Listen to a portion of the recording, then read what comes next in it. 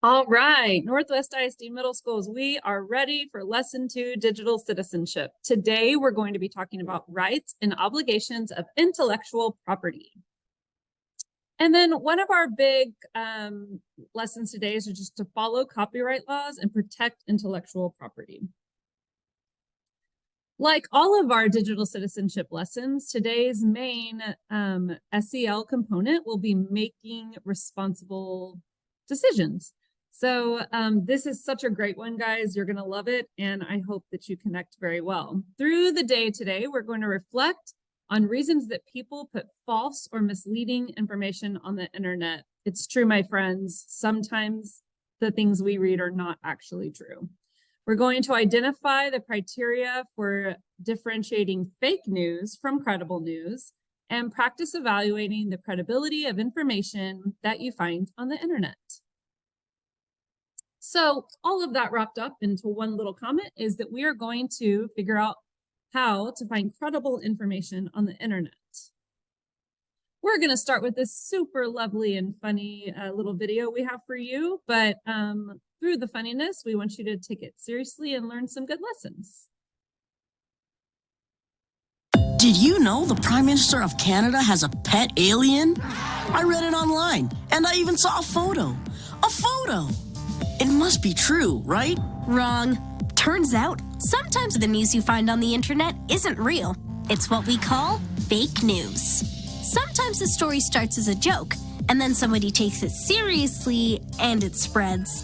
But why would anybody waste their time inventing a fake news story? It's clickbait. The more people click on an interesting sounding story, the more people will see the ads on that webpage. And that equals money. And sometimes people just want to spread their own ideas or beliefs without backing them up with any facts at all. Vote for me and I'll turn all rivers into ice cream by 2020. That's a promise. You mean that's not true? I read that one online like a week ago. Aw, I love ice cream. So, how can you tell if a news story is fake? I know this one. Watch out for no eyewitnesses or quotes and phony experts in a story. Pictures that might have been photoshopped. Headlines written in capital letters with lots of exclamation points. Yep, that's right. Those things are all good indicators that the story you're reading is fake. Here's a few more. Lots of pop-ups and banner ads. Lots of broken links. No author's name and incomplete information in the About Us section of the website. Also, check the date the story was written. Is this just an old story that's been recycled? Are any other major websites reporting the same thing? If not, the story probably isn't real. And check the website address. Fake URLs usually try to copy real websites, often by adding unnecessary words and domains. A basic rule of thumb: if you aren't sure that a story is real, don't share it. Hey, look, the banana company is giving away free bee phones. All I have to do is share this article with 5 friends, and I can get a free... Oh, right. Fake news.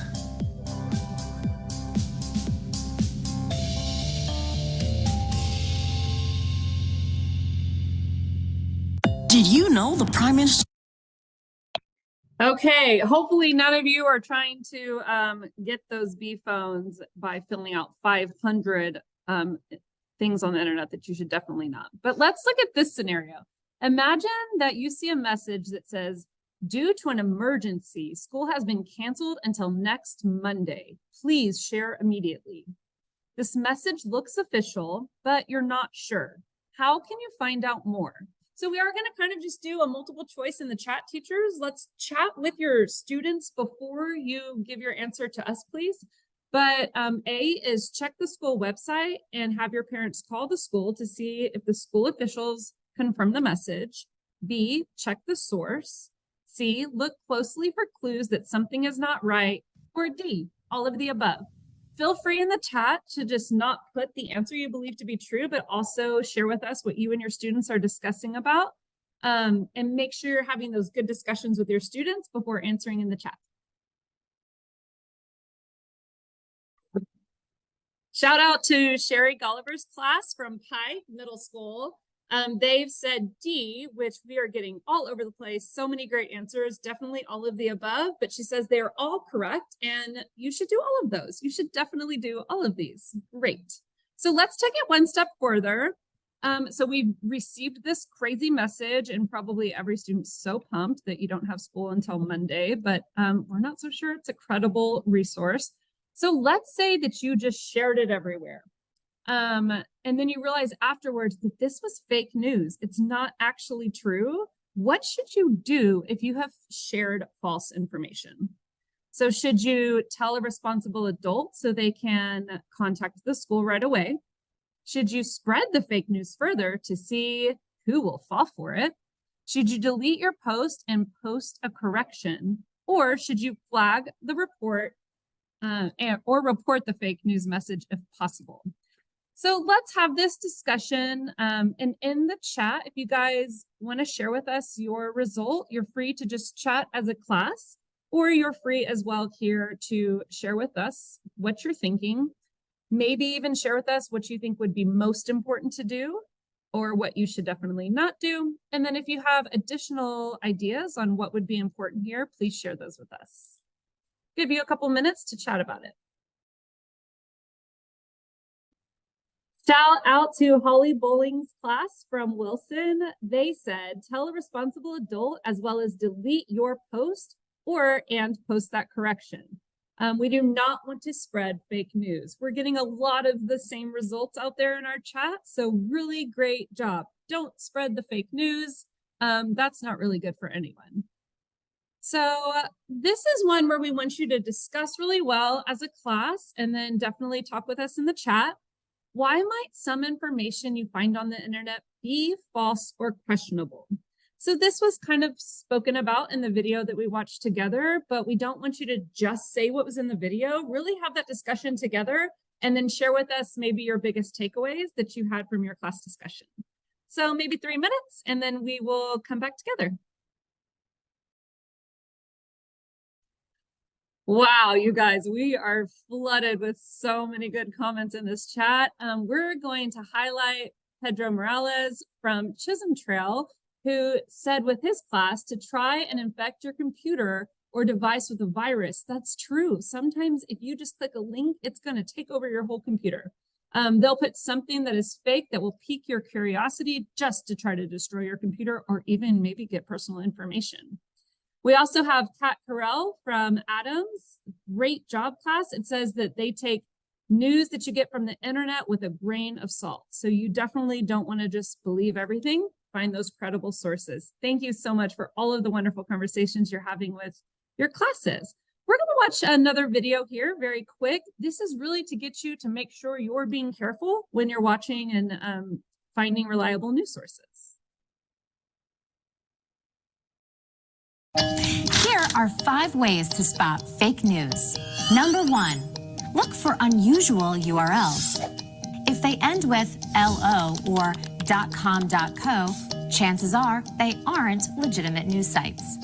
Number 2, dissect the layout. Look for grammatical errors, incorrect dates, bold claims with no sources, and sensationalist images. These are all red flags. Number 3, dig deeper. Find out who wrote the article and who supports the site. If this information doesn't exist, or you need to register to get it, then question why. Number 4, cross-check. Use fact-checking sites to confirm information and see whether other credible news outlets are reporting similar news. Number 5, try a reverse image search. If the same picture appears in unrelated stories, you may have a reason to be suspicious. For more media literacy tips, visit us at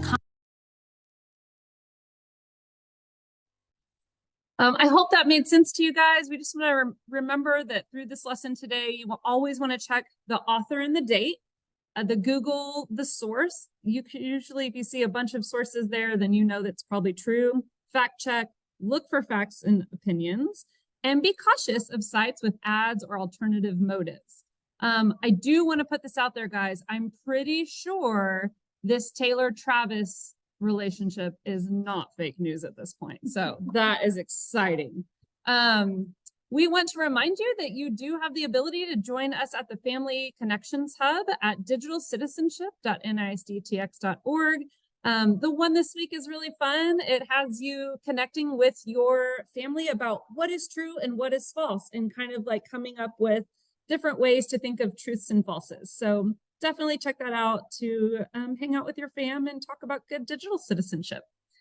So we are so happy that you joined us today. We hope that you have some amazing takeaways, and don't go believing everything you see on the internet. Be careful. Have a great day, and we'll see you in a couple weeks.